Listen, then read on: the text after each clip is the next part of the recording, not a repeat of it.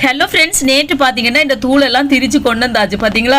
இனி இதை நான் மழை மழண்டு அரிச்சு ஒரு டப்பாவில் போட்டு வைக்க போகிறேன் ஃப்ரெண்ட்ஸ். இந்த தூளோட அளவுகள் எல்லாம் நீங்கள் கேட்டிருக்கிறீங்க. நான் 3 தரம் பெரிய வீடியோ போட்டிருக்கேன், தூள் திரிக்கிற வீடியோ. அதோடு தான் நான் போடல. யார் பார்க்க போகிறாங்க, அக்கா டெய்லி போடுறீங்கன்னு கேட்டுருவீங்களோட்டு தான் நான் போடல. அடுத்த வாட்டி கண்டிப்பாக போடுறேன். 1 கிலோ மிளகாய், 1 கிலோ மல்லி, 1/4 கிலோ பெருஞ்சீரகம், அதுக்கப்புறம் சின்ன சீரகம் எல்லா அளவு நான் வேணா அந்த லிங்கை வந்து இந்த வீடியோக்குள்ள கொடுக்குறேன், நீங்கள் பாருங்க சரியா.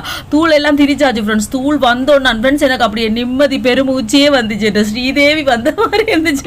என்ன தூள் இல்லைன்னு சொன்னா ஃப்ரெண்ட்ஸ், நாங்கள் எவ்வளவுதான் மாங்குன்னு விழுந்து சமைச்சாலும் அந்த சாப்பாட்டில் ஒரு சுவையே எனக்கு வராது. அந்த கடை தூள்ல எனக்கு அவ்வளவு இதே வராது. உங்களோட தூள் ஒரு வாசமே வாசம். என்ன வாசம்னு சொல்றீங்க?